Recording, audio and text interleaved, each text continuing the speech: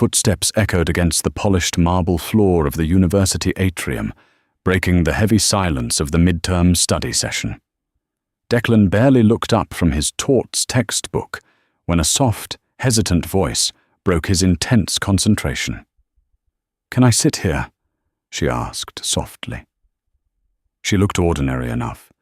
An oversized cashmere sweater, exhausted green eyes, and a half-drained cup of black coffee. He nodded, shifting his heavy backpack off the mahogany chair, completely unaware that pulling that seat out would irrevocably chain his life to Chicago's most ruthless crime syndicate. A simple question, a quiet nod, and Declan's ordinary, predictable world fractured forever. Declan Hayes was a man defined by his routines. As a second-year law student at Northwestern, his life was a meticulously scheduled cycle of lectures, endless reading assignments, and grueling shifts at a downtown law firm where he worked as a paralegal to keep his head above water. He didn't have time for distractions. He certainly didn't have time for romance. The Pritzker Legal Research Center was his sanctuary. It was late October, and the wind coming off Lake Michigan was already carrying the bitter bite of winter. Declan was entrenched in his usual corner booth, surrounded by high stacks of case law, rubbing his temples as the legal jargon blurred together. That was when Mia walked into his life. She didn't look like a threat. She looked like every other stressed-out graduate student on campus, albeit with a quiet elegance that was hard to place. When she asked to share his table, the library was packed to capacity with panicked students preparing for midterms. Declan had simply gestured to the empty chair across from him. "Be my guest," he muttered, already looking back down at his notes. "Just ignore the mess. I'm drowning in contract law." Mia offered a faint, sympathetic smile and set down her leather tote bag. "I promise to stay on my side of the border," she said, her voice melodic but laced with a weariness that Declan instantly recognized.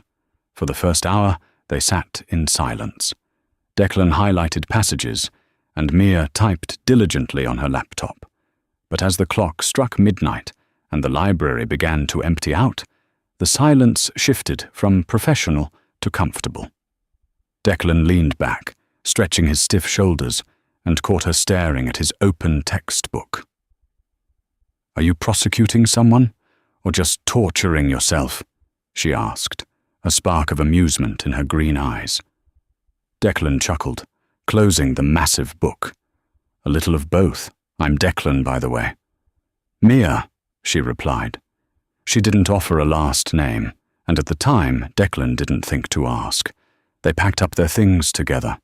As they walked out into the freezing Chicago night, Declan noticed a sleek, black Lincoln Navigator idling near the curb, its engine purring quietly. A man in a dark overcoat stood near the rear door, his posture rigid. As Mia approached the sidewalk, the man's eyes tracked them with hawkish intensity. "Do you need an Uber?" Declan asked, pulling his coat tighter around his neck. "It's late. I can wait with you." Mia shook her head quickly, a fleeting look of panic crossing her face before she masked it with a bright smile. "No, I'm good. My uncle sent a car for me. He worries."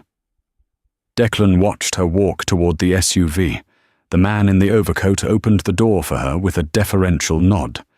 It was a level of service that seemed out of place for a casual college student, but Declan shrugged it off. Wealthy international students were common at the university. He turned and walked the 4 blocks to his cramped, drafty apartment, oblivious to the fact that the man in the overcoat had taken a discreet photograph of him before getting into the driver's seat. Over the next 3 weeks, their encounters became a ritual. Mia would find him in the library. They would study, share terrible vending machine coffee, and talk in hushed whispers about everything and nothing. Declan learned that she was studying art history, that she loved the quiet of the city at 3 a.m., and that she had a complicated relationship with her father. He's very demanding, Mia confessed one evening, tracing the rim of her paper cup. He built a massive family business from nothing, and he expects absolute loyalty. Sometimes it feels like I live in a fortress. Sounds like typical overbearing parent stuff, Declan reasoned, trying to comfort her. My dad was a mechanic. The only thing he demanded was that I hold the flashlight steady. You just have to set boundaries, Mia. Tell him you need your own space. Mia looked at him, a tragic, almost pitying expression in her eyes. Boundaries don't really exist in my family, Declan. You're either in, or you're an enemy. She reached across the table, her soft hand resting briefly over his. It was the first time they had touched, and a jolt of electricity shot up Declan's arm. He looked at her hand, noticing for the first time the understated luxury she wore. Her sweater wasn't just cashmere, it was Loro Piana, a brand he only knew because the senior partners at his firm wore it. The watch on her wrist was a vintage Patek Philippe. He didn't care about the money. He cared about the way she looked at him, like he was the only anchor she had in a stormy sea. That night, he asked her out on a proper date, and the beaming, genuine smile she gave him sealed his fate. Dating Mia was like stepping into a parallel universe, one that existed right alongside Declan's gritty reality, but operated by entirely different rules. Their first official date was supposed to be at a modest Thai place near his apartment, but Mia had gently suggested a hidden, reservation-only speakeasy in the West Loop. When Declan confessed he couldn't afford a place with an unmarked door and a bouncer in a bespoke suit, Mia had laughed and told him it was taken care of. "My family has an account here," she had said, breezing past the formidable bouncer who practically bowed when he saw her face. Inside, they were escorted to the best booth in the house, secluded in the back, draped in velvet shadows. The waitstaff treated Mia with a reverence that bordered on fear.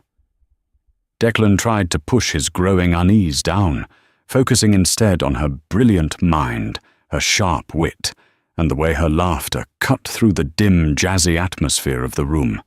But the red flags were multiplying, and Declan's roommate Connor was the first to wave them in his face.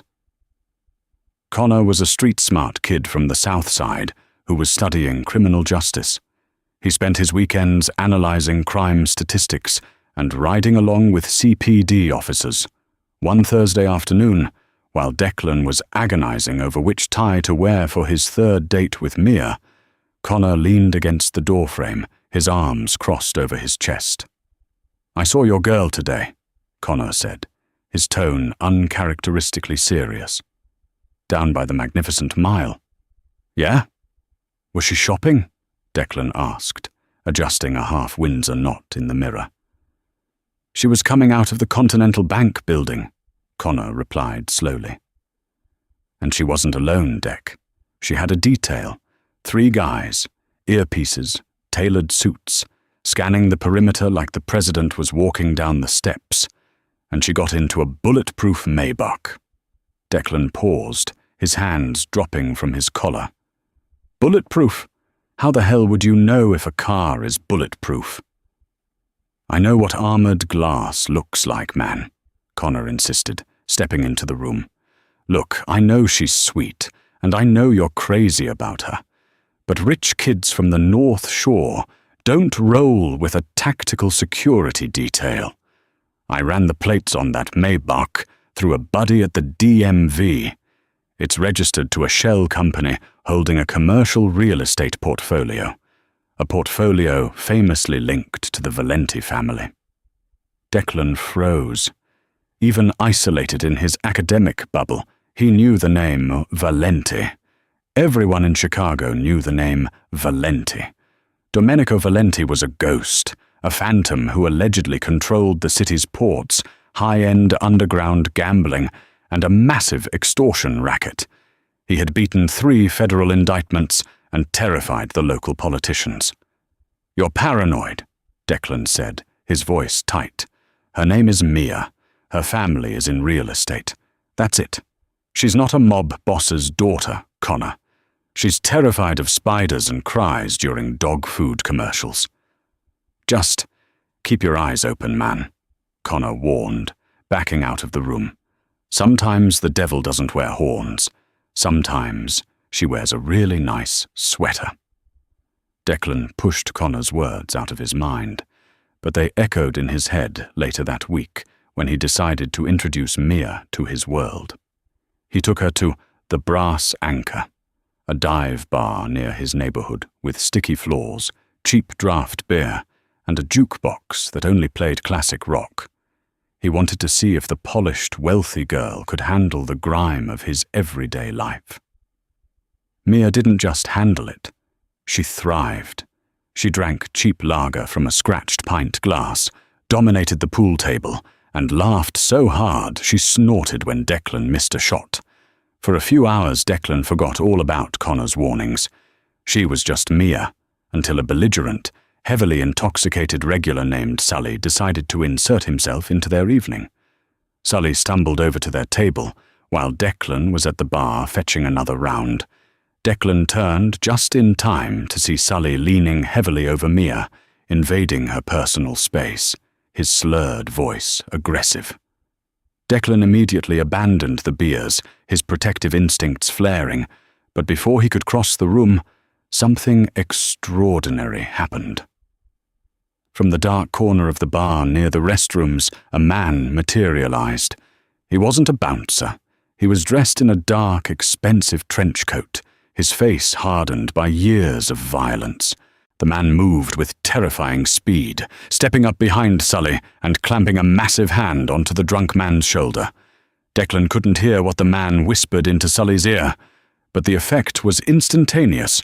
All the color drained from Sully's face. The drunk man practically sobered up on the spot, his eyes wide with a primal terror. He stammered an apology, backed away with his hands raised in surrender, and practically sprinted out of the bar, leaving his jacket behind. The man in the trench coat looked at Mia, gave a microscopic nod, and melted back into the shadows. Declan reached the table, his heart hammering against his ribs. What the hell was that? Who was that guy? Mia looked up, her expression perfectly serene, though her fingers trembled slightly as she gripped her pint glass. Who? The drunk guy? I don't know, he just realized he was being rude and left. Not him, Mia. The guy in the coat. The guy who just terrified him. I didn't see anyone, Declan, she lied smoothly, looking him dead in the eye. It was a flawless lie, delivered without a single tell. And that was what scared Declan the most. He sat down slowly, the cheap beer suddenly tasting like ash in his mouth. Connor was right. There was a shadow following Mia, and it was slowly swallowing Declan whole. 2 months into their relationship, the fragile illusion of normalcy violently shattered. It was Mia's birthday. Declan had scraped together every spare dollar he had from his paralegal job, skipped meals for a week, and pulled strings to get a reservation at Trattoria del Mare, an upscale, notoriously exclusive Italian restaurant nestled on the riverfront. He wanted to prove to her that he could treat her right, that he could step into her world, even if just for a night. Mia arrived looking breathtaking in a backless emerald dress, her dark hair pinned up, diamonds glittering at her throat. When she saw him waiting by the maitre d', her eyes softened with genuine affection. "You didn't have to do this, Declan," she whispered as he pulled her chair out. "I would have been happy with pizza on your couch." "You deserve the best tonight," Declan replied, pouring her a glass of Barolo. "Besides, I wanted an excuse to wear this suit. I only bring it out for court dates and beautiful women." Dinner was perfect. The dim lighting, the soft murmur of the wealthy patrons, the exquisite food. For an hour, Declan felt like he was floating. He reached across the white linen tablecloth, taking Mia's hand. He was on the verge of telling her he was falling in love with her. The words were literally on his tongue. Then, the atmosphere in the restaurant changed. It wasn't a loud disruption, but a sudden, chilling drop in the room's temperature. The ambient chatter died down. The waitstaff abruptly vanished into the kitchen. Declan turned his head, sensing the shift, and saw 4 men walk through the front doors. They didn't look like patrons. They moved with predatory swagger. At the center was Dante Caruso. Declan recognized his face from a late-night dive into Chicago crime blogs after his conversation with Connor. Dante was the ruthless underboss of the Caruso Syndicate, a violent rival faction operating out of the South Side. Dante was young, vicious, and known for his explosive temper. Dante's cold eyes scanned the room, bypassing the terrified diners until they locked onto Mia's emerald dress. A sickening, wolfish grin spread across his face. He adjusted the lapels of his suit and began walking purposefully toward their table, his 3 enforcers fanning out behind him, hands resting casually inside their jackets. Declan felt a spike of adrenaline. "Mia," he whispered, standing up slowly. "We need to go. Now." But Mia didn't move. She didn't panic. Instead, her posture completely transformed. The sweet, tired grad student vanished. Her spine straightened into a steel rod, her chin tilted up imperiously, and her green eyes turned to shards of freezing ice. She looked like royalty preparing to execute a peasant. "Sit down, Declan," she ordered. Her voice wasn't soft or hesitant anymore. It was a command. "Well, well, well," Dante sneered, arriving at their table and resting his hands on the back of an empty chair. "If it isn't the little principessa, eating down here with the commoners. Does Domenico know his most prized possession is out past her curfew?" "Dante," Mia said, her voice dripping with venom, "you are severely out of your jurisdiction. The river is the border. You know the rules." "Rules change, sweetheart," Dante chuckled darkly, leaning closer. "Your father has been getting greedy at the ports. My uncle feels disrespected. And when the Caruso family feels disrespected, we like to send a message." Dante's eyes flicked to Declan, looking him up and down with utter disdain. "Is this the message? A civilian? You're playing house with a law student." "Leave him out of this," Mia hissed, standing up. The diamonds at her throat flashed. "If you touch him, my father will burn the South Side to the ground, and he'll start with your house, Dante." "Big words for a little girl with no backup," Dante sneered, snapping his fingers. His men drew their weapons, suppressed handguns, dull and lethal in the dim light. Chaos erupted. Diners screamed, diving under tables. Declan, fueled by pure instinct, grabbed a heavy wine bottle by the neck, stepping in front of Mia to shield her. He was terrified, his heart pounding a frantic rhythm against his ribs. But he wasn't going to let them touch her. "Declan, don't!" Mia yelled. Before Dante's men could raise their guns, the glass facade of the restaurant shattered inward. It was a perfectly coordinated strike. 6 men dressed in tactical black gear poured through the broken windows, armed with automatic rifles. Leading them was the man from the dive bar. Luca. "Drop him, Dante!" Luca roared, his rifle trained squarely on Dante's head. "Drop him or I paint this ceiling with your brains!" Dante froze. He looked at the heavy firepower surrounding him, realizing he had walked into a trap. Mia's security detail had been watching the whole time, waiting for the perfect moment. Slowly, grinding his teeth in fury, Dante raised his hands and gestured for his men to lower their weapons. "This isn't over, Mia," Dante spat, backing away toward the kitchen exits. "Tell your father the war is on." As Dante and his men vanished into the back, the tactical team immediately secured the perimeter. Luca rushed over to the table, his eyes checking Mia for injuries. "Are you harmed, Miss Valenti?" Luca asked, his voice rough with concern. "Miss Valenti." The name hit Declan like a physical blow to the chest. He dropped the wine bottle. It shattered against the marble floor, a sharp, violent sound in the sudden silence of the restaurant. He backed away from the table, away from the armed men, away from the woman he thought he knew. Mia turned to him, the hardened mob princess facade crumbling instantly. Her eyes filled with tears, and she reached out for him. "Declan, please let me explain." "You're Domenico Valenti's daughter," Declan choked out, his mind spinning, struggling to process the guns, the threats, the sheer scale of the lie.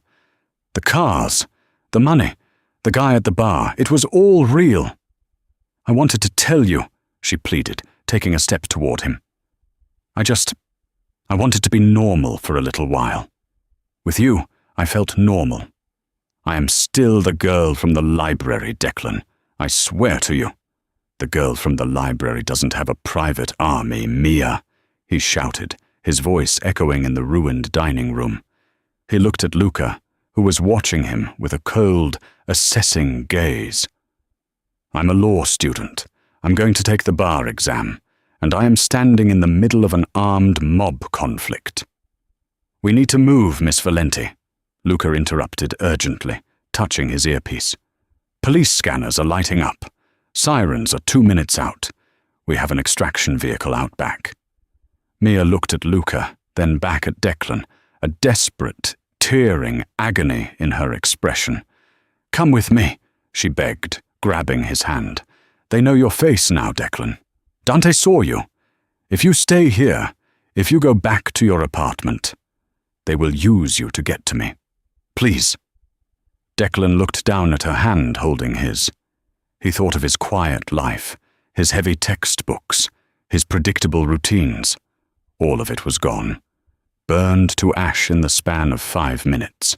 He had 2 choices: walk out the front door and wait for the police, and eventually Dante Caruso's vengeance, or walk out the back door into the darkness with the daughter of Chicago's most dangerous man. Sirens wailed in the distance, growing louder. Declan tightened his grip on Mia's hand, his fate sealed by the girl in the Loro Piana sweater. "Lead the way," he whispered. The escape from Trattoria del Mare was a masterclass in organized evasion. Declan's ears were still ringing from the shattered glass as Luca shoved him and Mia into the cavernous back seat of a waiting black Suburban. The heavy doors slammed shut with a definitive, vault-like thud, instantly muting the wail of approaching police sirens. Before Declan could even fasten his seatbelt, the heavy SUV surged forward, its tires screaming against the asphalt as it dove into the subterranean labyrinth of Lower Wacker Drive. The orange glow of the tunnel lights strobed across Mia's pale face. She sat rigidly, her hands clasped tightly in her lap, the emerald silk of her dress a stark contrast to the tactical gear of the 2 heavily armed men sitting in the jump seats opposite them. "Phones!" Luca barked from the passenger seat, not turning around. "Both of you. Battery out, SIM card crushed. Now." Declan fumbled in his jacket pocket, his hands shaking violently. He pulled out his battered smartphone, his only connection to his roommate, his classes, his entire life. Mia reached over, her movements practiced and fluid, and gently took it from his trembling fingers. She removed the case, popped the tray, and snapped the tiny plastic square in half without a second thought, tossing the pieces into a small black bag Luca handed back. She did the same with her own device. "Where are we going?" Declan finally managed to ask, his voice sounding hollow over the roar of the engine. "We are going home," Mia said softly, her green eyes filled with a sorrow that made Declan's chest ache. "To my father's estate. It's the only place in the state where Dante can't reach us." The drive took 45 agonizing minutes. They left the glittering skyline of Chicago behind, tearing up Interstate 94 toward the affluent, heavily wooded enclaves of Lake Forest. The Suburban finally slowed, turning down a private, winding road flanked by ancient oak trees. Huge wrought-iron gates materialized from the darkness, opening seamlessly as the SUV approached. Declan pressed his face to the tinted glass. The Valenti compound was not just a house, it was a fortress masquerading as an architectural masterpiece. High stone walls, discreet security cameras mounted on every vantage point, and men in dark coats walking the perimeter with the unmistakable vigilance of trained soldiers. The SUV parked at the front steps of a sprawling limestone mansion. Luca opened the door, his eyes scanning the shadows. Inside, straight to the study. He's waiting. Walking through the grand foyer felt like stepping into a museum. Intricate marble floors, vaulted ceilings, and Renaissance paintings hung on the walls. But the chilling silence of the house choked any sense of beauty. Mia led Declan down a long, dimly lit corridor toward a set of heavy mahogany doors. Two men built like linebackers stood guard. They parted silently as Mia approached. She pushed the doors open. The study smelled of aged leather, expensive bourbon, and power. Behind a massive antique desk sat Domenico Valenti. He didn't look like the cinematic caricature of a mob boss. He looked like a Fortune 500 CEO. Dressed in a flawlessly tailored charcoal suit, his silver hair swept back, Domenico possessed a terrifying stillness. His dark eyes locked onto Declan the moment he crossed the threshold. "Mia," Domenico said, his voice a low, gravelly baritone that commanded absolute authority. "You are unhurt?" "I'm fine, Papa. Thanks to Luca's team," she replied, her voice steady, though Declan could feel the tension radiating from her. Domenico finally stood, slowly buttoning his suit jacket. He walked around the desk, ignoring his daughter entirely, and stopped 2 feet in front of Declan. The sheer physical presence of the man was suffocating. "Declan Thomas Hayes," Domenico recited, his tone conversational but laced with a lethal edge. "Born in Dayton, Ohio. Mother is a retired nurse. Father passed away 5 years ago. Currently carrying a 3.8 GPA at Northwestern Law, ranking 11th in your class. You owe $85,000 in student loans, and you spend your Tuesday nights eating stale pretzels at a dive bar called the Brass Anchor." Declan swallowed hard, his throat dry. The fact that the most feared man in the Midwest knew his mother's occupation made his blood run cold. "You've done your homework."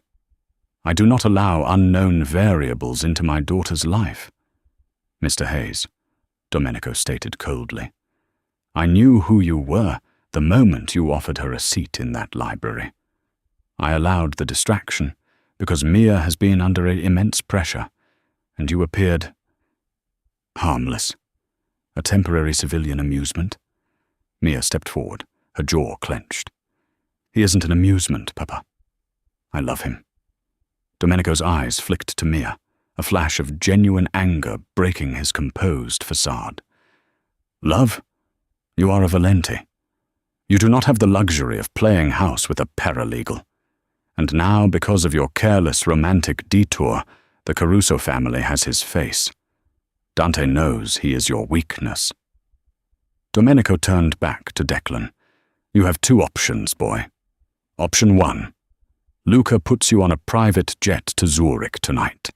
I will wipe your debt, provide you with a new identity, and seed a bank account with enough money to keep you comfortable for the rest of your natural life. But you will never see my daughter or the city of Chicago ever again." Declan's breath hitched. A new life, debt-free, safe. It was everything he had been grinding himself into the dirt to achieve, handed to him on a silver platter. He looked at Mia.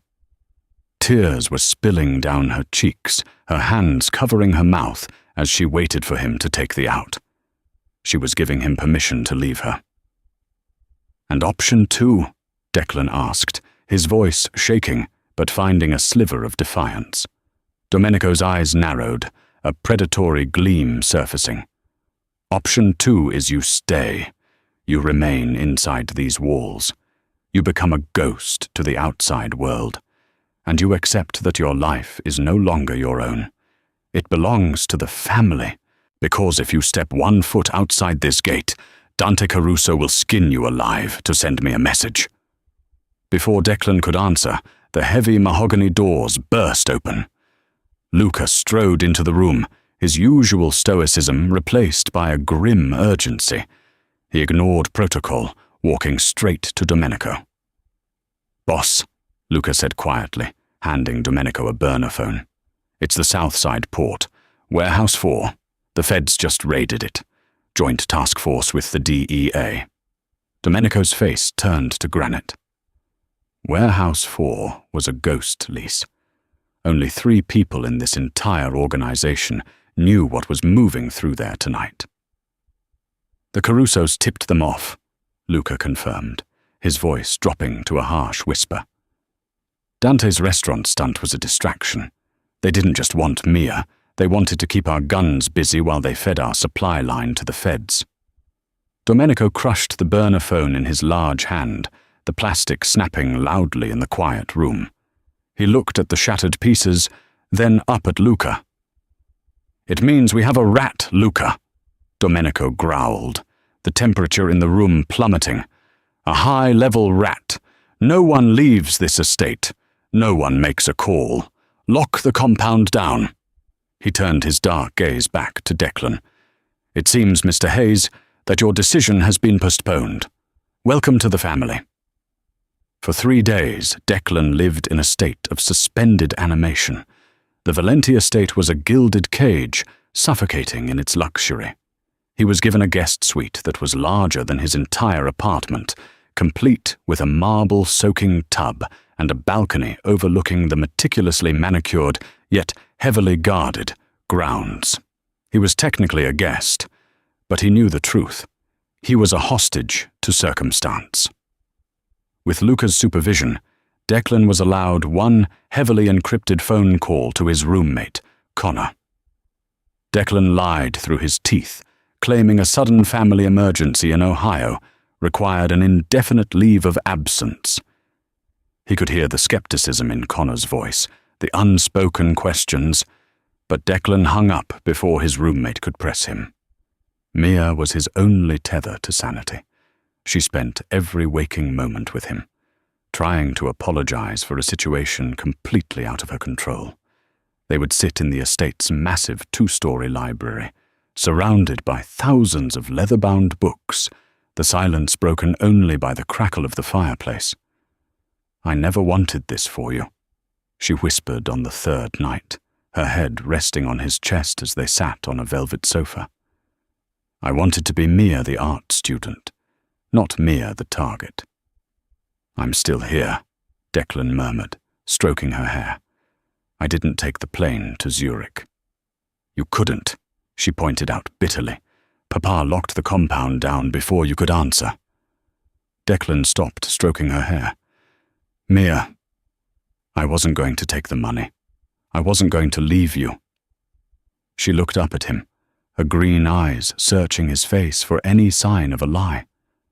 Finding none, she pulled him into a desperate, clinging kiss, a silent promise amidst the impending war. But the war was escalating faster than anyone anticipated. The tension in the house was palpable. Domenico's capos were constantly arriving in armored convoys, their faces grim. Shouting matches echoed down the opulent hallways late into the night. The loss of Warehouse 4 was a staggering financial blow, but worse, it was a display of weakness. The Caruso family was bleeding the Valentis dry, and the rat within Domenico's inner circle was paralyzing their ability to strike back safely. On the 4th afternoon, Declan was wandering the halls, restless and claustrophobic, when he walked past Domenico's war room. The heavy doors were slightly ajar. Inside, Domenico was surrounded by his top lieutenants, including an older, scarred man named Vincent, who served as the family's primary enforcer. "We hit them tonight," Vincent was snarling, slamming his fist onto a sprawling map of Chicago, laid over a billiard table. "Dante operates his distribution out of that meat-packing plant in Fulton Market. We send 2 teams, burn it to the foundation, and leave Dante's men inside. It sends a message, blood for blood. If we move a strike team that large, the rat will warn them." Domenico countered, his voice tight with exhaustion. "We walk into an ambush, or worse, the feds will be waiting with RICO indictments. We can't use muscle, Vincent. The board is rigged against us right now." "So we do nothing?" Vincent roared. "We let the Carusos take the ports? If we look weak, the other families in the commission will smell blood in the water. We have to shut down their operation at Fulton Market, by any means necessary." Declan froze outside the door, his mind, conditioned by 2 grueling years of law school, began to race. He had studied property law. He knew the zoning regulations of Chicago's developing districts intimately because he had just written a 50-page paper on the gentrification of Fulton Market for his urban development seminar. Before he could stop himself, instinct overrode common sense. Declan pushed the heavy door open and stepped into the room. The conversation died instantly. 6 heavily armed, dangerous men turned to glare at the intruder. Vincent's hand dropped instinctively to the holster beneath his jacket. "What the hell is the kid doing in here?" Vincent growled, looking at Domenico. Domenico stared at Declan, his eyes dark and unreadable. "You are pushing boundaries, Mr. Hayes. This is private family business." "You want to shut down the Caruso's meat-packing plant?" Declan asked, his heart hammering against his ribs, his voice surprisingly steady. "You don't need a strike team, Mr. Valenti. You need a lawyer." Vincent laughed, a harsh, barking sound. "A lawyer? What are you going to do, kid? Sue the Mafia?" Declan ignored him, walking straight up to the billiard table. He looked down at the map, pointing directly at the Fulton Market district. "I know this area," Declan said, addressing Domenico directly. "Fulton Market is undergoing massive municipal rezoning. It's transitioning from industrial to commercial residential. That meatpacking plant Dante Caruso uses, it operates under an outdated, grandfathered industrial variance. It's highly illegal under the new city ordinances, but the city looks the other way, because it's tied up in endless administrative red tape." Domenico leaned forward, resting his hands on the edge of the table. "Get to the point, Declan. You don't need to burn it down. You just need to weaponize the city," Declan explained, his legal training taking over, suppressing his fear. "If a shell company, one not traced back to you, files an emergency environmental injunction claiming the plant is leaching hazardous waste into the newly zoned residential water table, it triggers an automatic, mandatory shutdown by the EPA and the Department of Buildings. It bypasses local police. It brings down federal inspectors within 24 hours.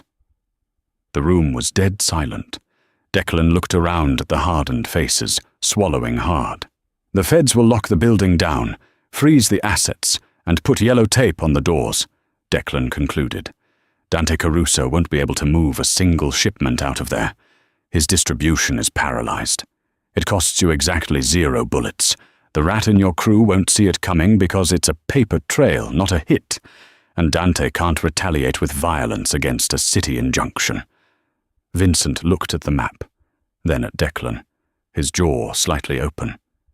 You can do that? With paperwork?" "I'm a paralegal at a corporate firm," Declan said, looking at Domenico. "I have access to the filing software.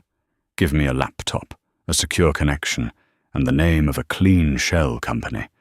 I can have the injunction filed and stamped by a federal judge by 9 a.m. tomorrow." Domenico stared at Declan for a long, agonizing minute. The terrifying mob boss was evaluating the law student, seeing past the cheap suits and the panic, recognizing a different kind of weapon. A slow, dangerous smile crept onto Domenico's face. "Luca," Domenico ordered without breaking eye contact with Declan. "Get Mr. Hayes my secure laptop, and bring him whatever coffee he drinks." Domenico stood up straight, adjusting his cuffs.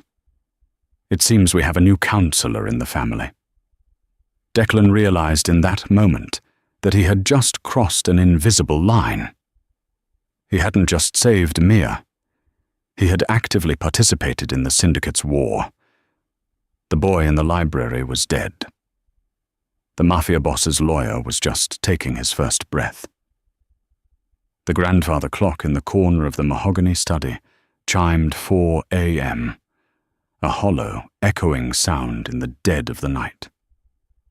Declan Hayes had not blinked in what felt like hours. He sat at Domenico Valenti's massive antique desk, illuminated only by the harsh, blue glare of 3 encrypted laptops Luca had sourced from the estate's security hub. Empty espresso cups littered the polished wood alongside stacks of printed tax codes, municipal zoning maps, and corporate shell registry files. He was no longer a terrified law student. Adrenaline and the sheer, intoxicating proximity to absolute power had rewired his nervous system. By 6:15 a.m., the trap was set. Declan had drafted a flawless, devastating legal maneuver. Using a burner corporate entity traced back to a post office box in Delaware, he filed a heavily documented emergency injunction in the United States District Court for the Northern District of Illinois. He cited a dozen violations of the Comprehensive Environmental Response, Compensation, and Liability Act, CERCLA. He attached falsified, yet highly convincing, soil sample reports suggesting Dante Caruso's Fulton Market meatpacking plant was leaking industrial ammonia into the newly designated residential water grid. "It's done," Declan croaked, his voice hoarse. He hit the final keystroke, sending the encrypted packet to the federal clerk's automated filing system. Domenico, who had been sitting silently in a leather wingback chair for the last 3 hours, steepled his fingers. "And now?" "Now the bureaucracy takes over," Declan said, rubbing his burning eyes. "The EPA has a zero-tolerance mandate for ammonia leaks in residential zones. By 9 a.m., a federal judge will rubber-stamp the emergency freeze. By noon, guys in hazmat suits and federal marshals will be putting padlocks on Dante's loading docks. If his men try to move their product, they won't be shooting at rival mobsters. They'll be shooting at the federal government." Domenico offered a slow, chilling nod of approval, but Declan wasn't finished. "While I was in the system, Mr. Valenti, I kept digging," Declan said, his heart rate suddenly spiking. The next few sentences could either cement his place in this family or get him killed. "You gave me access to your holding companies to find a clean shell for the injunction. But I couldn't help but look at the financial architecture of Warehouse 4, the one that got raided." Domenico's eyes narrowed instantly, the paternal warmth vanishing. "You looked into my ledgers, Mr. Hayes. That is a dangerous breach of protocol." "I looked because the math didn't add up," Declan pushed back, standing up to face the boss. "The feds didn't just stumble onto Warehouse 4, and Dante didn't just guess. Someone handed them the lease agreement. So I ran a reverse forensic trace on the IP addresses that accessed that specific digital vault over the last month." Luca, standing by the door, instinctively rested his hand on his holstered weapon. The tension in the room grew thick enough to choke on. "Speak," Domenico commanded. "The file was downloaded exactly once in the last 30 days, Declan explained, turning one of the laptops around so Domenico could see the screen. "It was accessed 48 hours ago, and the IP address didn't bounce from an external server or a Caruso stronghold. It pinged off the internal, hardwired router in the east wing of this very estate." Domenico stood up slowly. The east wing was entirely private, restricted to top-tier capos. "Who?" I cross-referenced the timestamp of the download with the security logs Luca left on the server, Declan said, his voice dropping to a whisper.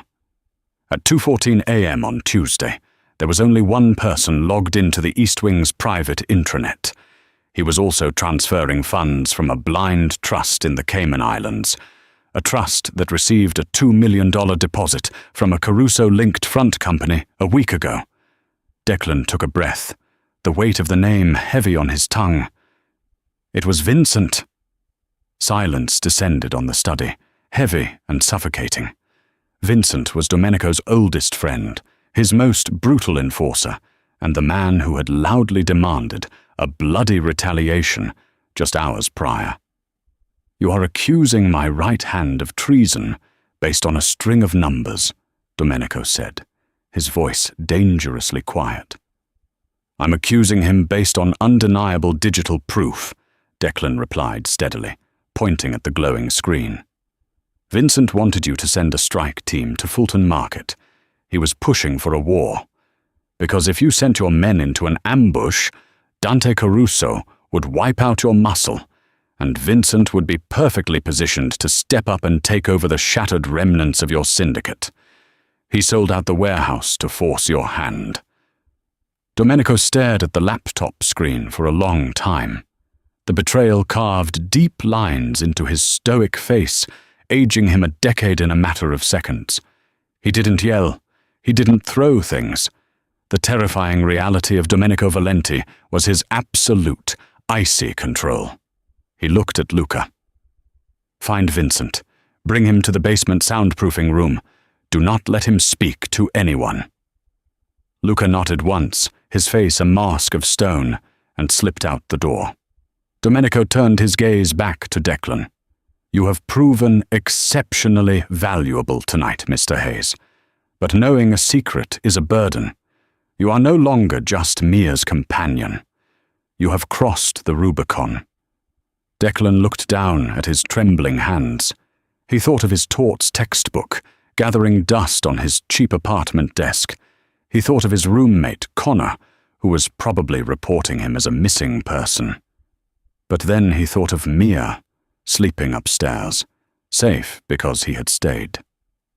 "I know," Declan said softly. By noon, the news cycle in Chicago was ablaze. Aerial footage from local news helicopters showed Dante Caruso's massive meatpacking facility, surrounded by yellow hazardous material tape, federal marshals, and EPA vehicles. Dante's entire illicit distribution network was paralyzed without a single shot fired. But inside the Valenti estate, a much darker, quieter execution was taking place. The basement of the Valenti estate was a place Mia strictly forbade Declan from exploring, and now he knew why. The air down here was frigid, smelling of damp concrete, bleach, and old copper. Domenico had summoned Declan downstairs later that evening. When Declan walked into the soundproofed room, his stomach violently convulsed. Vincent was strapped to a heavy steel chair. His face was a bruised, swollen mess, his custom-tailored suit torn and stained dark red. Luca stood quietly in the corner, wiping a heavy pair of brass knuckles with a rag. Declan forced himself not to look away. He had to prove he could stomach the reality of the world he had just engineered a victory for. "He confessed," Domenico said calmly, pacing in front of the beaten enforcer.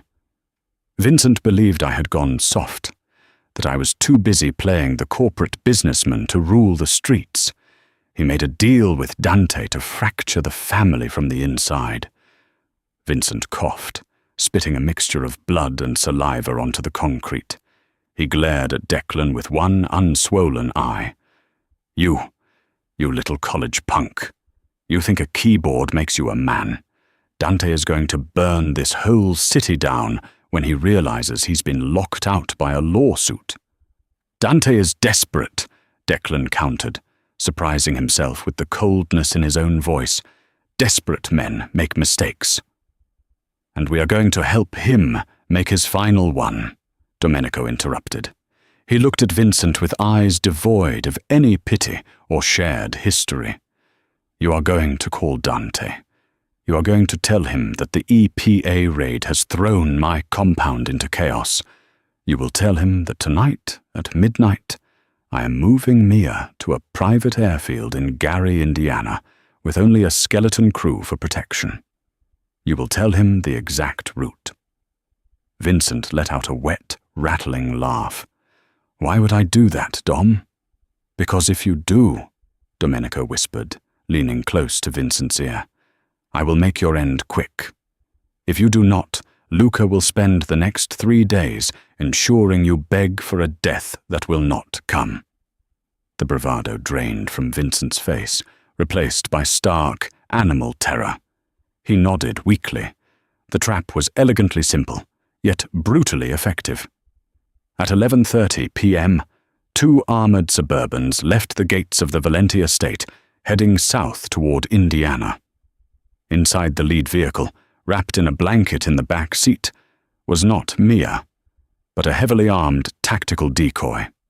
Declan and Mia stood on the grand balcony of the master suite, watching the taillights fade into the dark, forested road. Mia was wrapped in Declan's arms, her head resting against his chest. She was shaking, the reality of the violence finally catching up to her. "Is it over?" she whispered into his shirt. "Almost," Declan replied, holding her tighter. 10 miles down Interstate 94, in a desolate, unlit stretch of highway surrounded by industrial marshland, Dante Caruso took the bait. Desperate to strike a fatal blow after the humiliation of the Fulton Market shutdown, Dante led the ambush himself. 3 heavy SUVs rammed the Valenti convoy, forcing them off the road. But as Dante's men poured out of their vehicles, weapons raised, the rear doors of the Valenti Suburbans kicked open. Instead of a terrified girl, Dante was met with the concentrated, blinding muzzle flash of 6 automatic rifles. Simultaneously, the trap's second jaw snapped shut. Domenico had anonymously leaked Dante's exact location and heavily armed status to the FBI task force that had raided Warehouse 4, framing it as a major narcotics exchange. Within 3 minutes of the firefight breaking out, the marshland was flooded with federal tactical units, blue and red lights fracturing the darkness. Caught between the lethal precision of Valenti's elite guard and the overwhelming force of the federal government, the Caruso syndicate broke. Dante, wounded in the shoulder, was tackled to the asphalt by an FBI agent, screaming obscenities into the wet grass as steel cuffs locked around his wrists.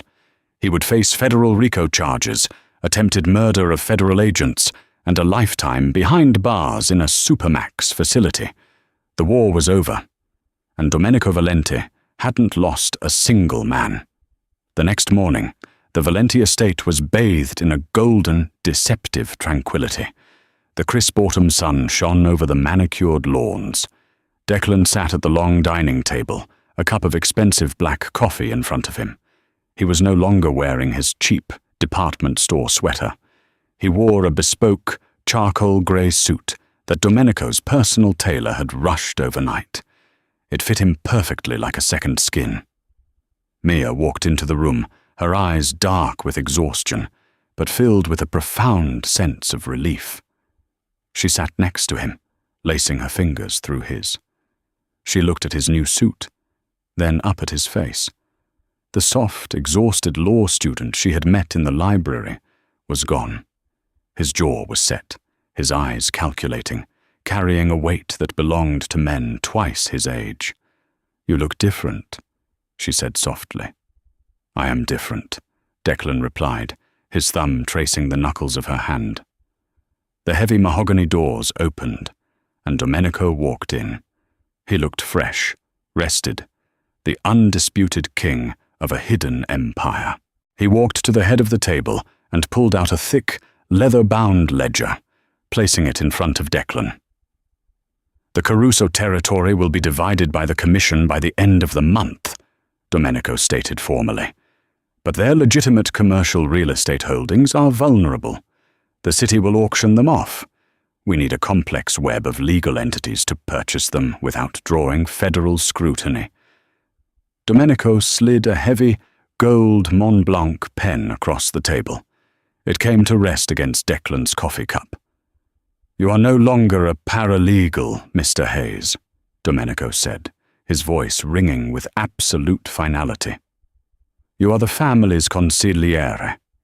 Your office is next to mine. Your tuition at Northwestern is paid in full, and a private car will take you to your classes. But your allegiance, your mind, and your future belong to me. Do we understand each other?" Declan looked at the ledger, then at the gold pen. He thought of the quiet life he had planned. A modest firm, a modest house, a predictable existence. That life seemed small now, colorless. He looked at Mia, the mob boss's daughter, the girl who had asked for a seat and taken his entire soul instead. She gave him a tiny, almost imperceptible nod. Declan picked up the gold pen.